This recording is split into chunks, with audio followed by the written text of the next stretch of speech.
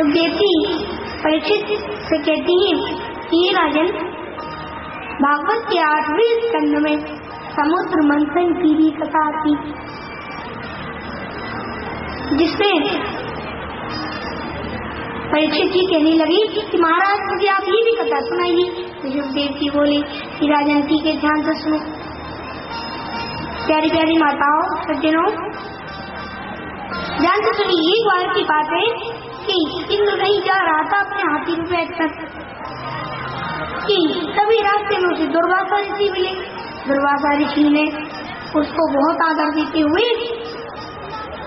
एक माला पहना, लेकिन घमंड बताकर, अभिमान बताकर कि आजकल तो मेरे संत भी इतनी सेवा कर रहे हैं, मेरी इतना मान सम्मान करती, ये सोचकर उसने वो माला उतार कर एक हाथी के ऊपर डाल दी और वो हाथी उस माला को अपने पैरों से रोने लगा। ये दुर्वासा ऋषि से देखा ना गया। उन्होंने कहा कि अरे तुझे इतना जो घमंड है तो जाओ, मेरा श्राप है कि अब तू दरिद्र हो जाए। तो सज्जनों, दुर्वासा ऋषि के श्राप से इंद्र बिल्कुल दरिद्र हो गया और राक्षसों ने भी उसको हरा दिया और राक्षसों ने उसका इंद्रलोक भी उससे छीन लिया। सब बिल्कुल दरिद्र रूप में इंद्र मारा मारा इधर उधर भटक रहा है कि तभी देवी देवताओं ने भगवान से प्रार्थना की। तब भगवान से प्रार्थना करने पर भगवान विष्णु ने देवताओं से कहा कि आप लोगों के लिए समुद्र मंथन रखना चाहिए। तो समुद्र मंथन होता है।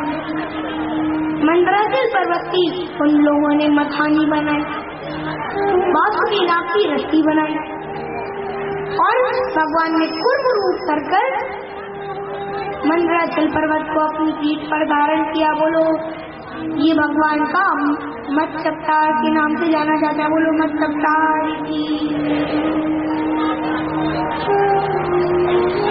अब प्यारी प्यारी माताओं,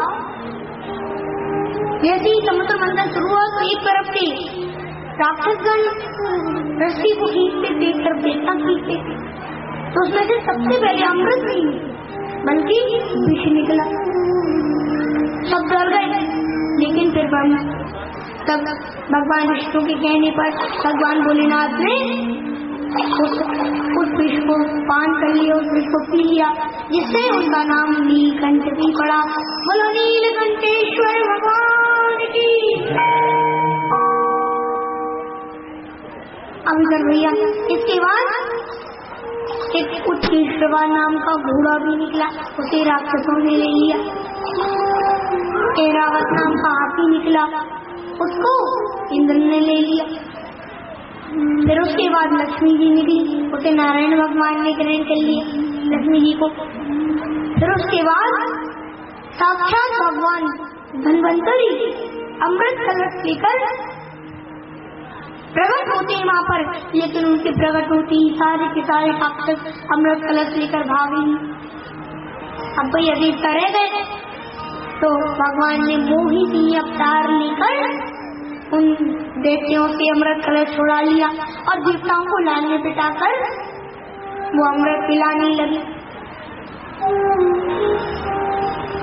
और भैया देवताओं को लाने बिठाकर वो पिलाने लगी कि दूसरी तरफ एक राहु नाम का राक्षस भी देवता का रूप धारण करके उसी लाइन में बैठ गया। अब भैया भगवान ने उसे अमृत किया तो तुरंत पी लिया कि सूर्य चंद्र उसे शैतान है, क्योंकि उसके पास में बैठी थी। उन्होंने भगवान को बता दिया राक्षस है, तो भगवान ने उसी क्षण सुदर्शन चक्र से उसका दर से अलग कर दिया कर दो।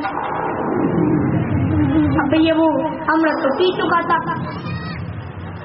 इस कारण से अब सज्जनों वो अमर तो हो गया, पर उसका भगवान ने सर तो और सड़क से अलग ही कर दिया। अब प्यारी प्यारी माताओं, अब इधर दूसरी तरफ सूर्य और चंद्रमा से राहु केतु बदला लेता, तो जिसे वो दोनों को परेशान करता, जिसे आजकल हम सूर्य ग्रहण और चंद्र ग्रहण के नाम से जानती। अब ये हुई